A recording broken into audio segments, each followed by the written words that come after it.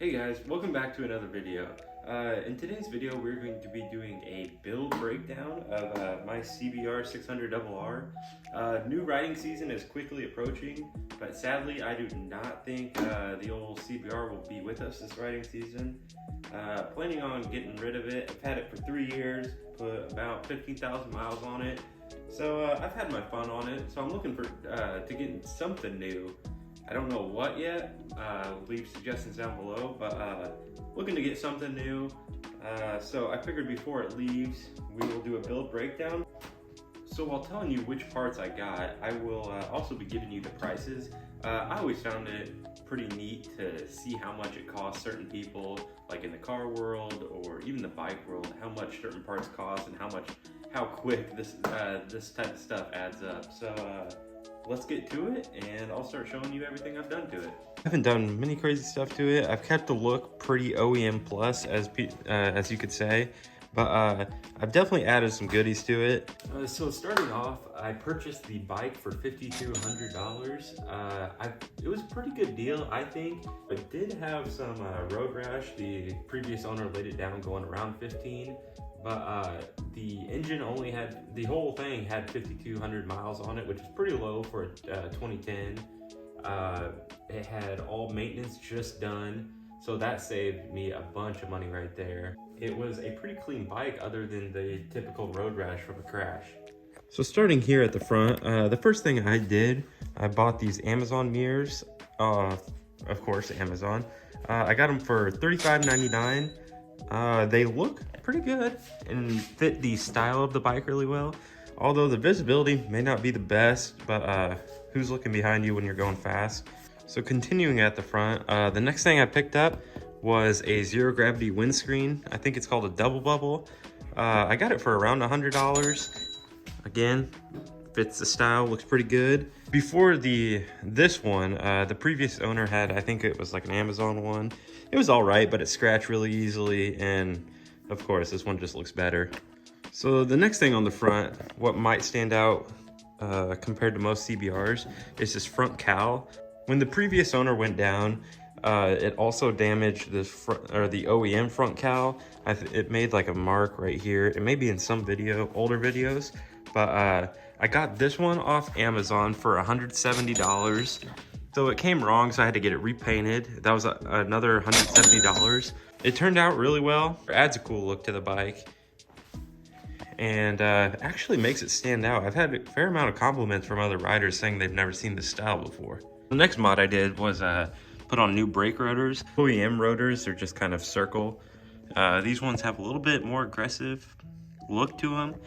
They were a little sketch out of the box. You could tell if they weren't perfectly smooth, but I think some of the heat kind of bent that out after putting some hard braking on it, and now they work just like OEM. Yeah, I got these ones off of Amazon for around $230. Pretty good deal. They definitely changed the bike. It's the front and the back. Back looks pretty good too. So yeah, I would definitely recommend those if you want a nice look or a nice upgrade to the look of the bike. So now that we got done with the front end, let's move to the handlebars. The first thing I did to this were the CRG RC2 levers for the front brake and the clutch. Both the front brake and the clutch lever, they cost $120 a piece. A little on the pricey side. You can go get some Amazon specials if you don't want to pay that much, but these CRG ones, they feel amazing. They just make the riding experience a whole lot better. Adjustable to however you want it, which is pretty nice. And a lot of adjustment for just a few clicks. Next thing I did were these little suspension things, kind of for looks. I had a friend help dial in for my weight by turning these, and it made it a lot easier than taking a socket and turning it back and forth. You can just twist it. So mainly for looks, but they have helped one time. I think those were $14 if I can remember correctly. Biggest thing for anyone that rides a motorcycle is the quad lock stem mount.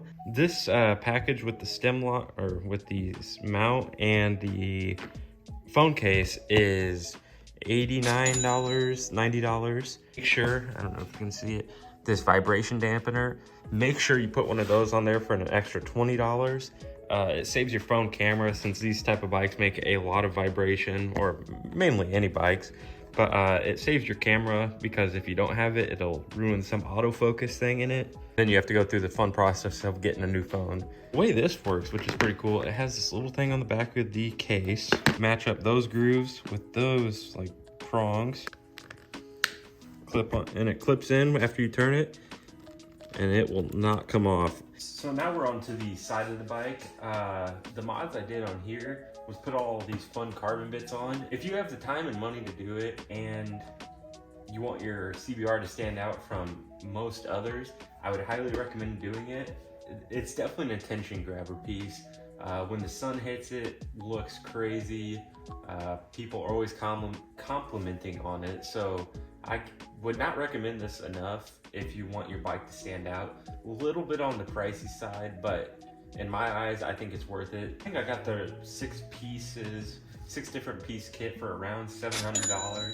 It was a pricey purchase, but like I said before, definitely worth it. So now moving on to the back side. Not a whole lot went on here, or what it looks like, but there's actually a fair amount of parts on here. First thing, as you can tell, rear passenger seat gone. This cowl definitely gives the bike a lot more, you could say, MotoGP look. I picked up this rear seat cowl for $50. Definitely recommend that if you're going for a sporty look. So the next thing I did with it, put the TST Industries smoke taillight in there. Cleans up the back of the bike a lot. If you remember, the OEM one kind of sticks out right here above the exhaust, but this one's just flush with the tail. Picked that up for $110 and then $3.99 for the resistor in there. Comes with some pretty cool features. It, of course, LED, pretty bright flashes, sequential turn signals, all the good stuff. So if you want a pretty cheap mod and definitely clean up the look of your bike, definitely pick up one of those. One thing that you guys might not see that looks different, but it is this, the OEM tailpiece. Nothing special about it. It is a OEM piece, but like I said, the previous owner went down, so he also cracked this one. So I picked this one up on eBay for $90, I want to say. There's no cracks, no scratches. The old one had a huge crack right here, and this piece was dangling. Yeah, so that was a nice find. So to finish up the tail end, the last mod I did here was picked up the Hot Bodies MGP slip-on exhaust. It looks pretty clean, but it sounds insane, especially at full RPM and even at idle. It's one of the louder exhaust systems, not as loud as the Toast one, but I'd probably put it right under the loudness.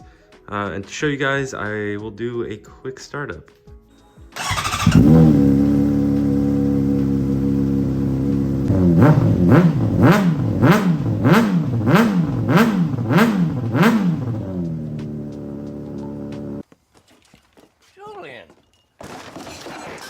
Last thing I did here was put on new tires. I had the Pirelli Angel GT2s, I want to call them. Amazing tires. Just got them replaced with the Dunlop GPR300 Sport Max, I want to say. Nice tread pattern, and got a pretty good deal on them from a place on eBay. $180 for the two. And one final thing I did to the bike was put on these wheel stickers. I got them for $85 off Amazon. Just add a cool look to the bike.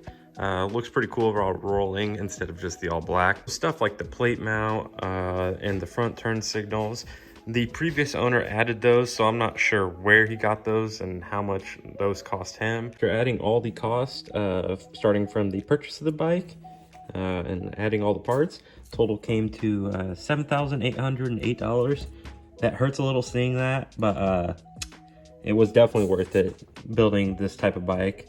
That should wrap up the video of the build breakdown on my CBR600RR. Could not recommend this bike enough. This bike has been nothing but amazing to me. It's gonna be kind of sad to see it leave, honestly, but I've had my fun with it. Hell, maybe down the road build one again, but yeah, that should do for the video, like I said. But let's get some beauty shots of this thing and then wrap up the video.